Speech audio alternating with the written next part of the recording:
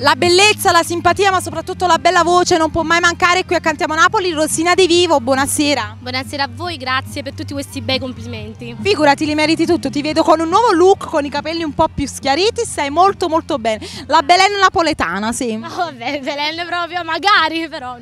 Grazie, ti ringrazio per questi complimentoni. Sì, ho cambiato un po' il look, mi sono fatta... Ma ti sta molto bene. Sì, grazie. Rosina, cosa facciamo ascoltare al nostro bel pubblico? Faccio ascoltare un brano che farà parte del mio nuovo lavoro discografico che uscirà a breve e che si intitola Famal, scritta da Luca Barbato e Vincenzo Lucarelli, che manda un bacione forte.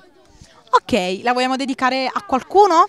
La voglio dedicare a tutto il pubblico di Cantiamo Napoli e basta. A tutti gli amanti, perché questa è una canzone che parla d'amanti. Ok, non ci resta altro che salutare il nostro bel pubblico da casa. Cantiamo Napoli!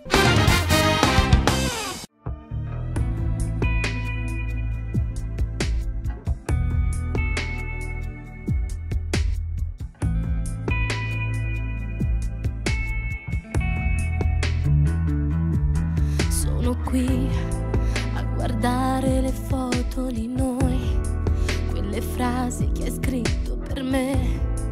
Ho riempito di lacrime il letto. Tu stai là, che stonata nottate, stai là, passata settimane, stai là. Posso quasi 2 anni e tu stai sempre là.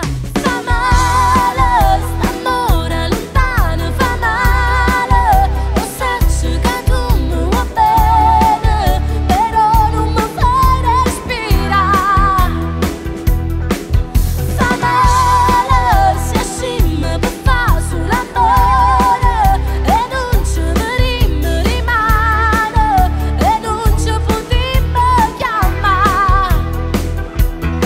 Però quando stiamo insieme pure l'uno per la luce che ci fa passare innamorata mia, cuore mio, che stai nata nottata sciatata, un pensiero se fai camminata, rindolietta d'orrore ma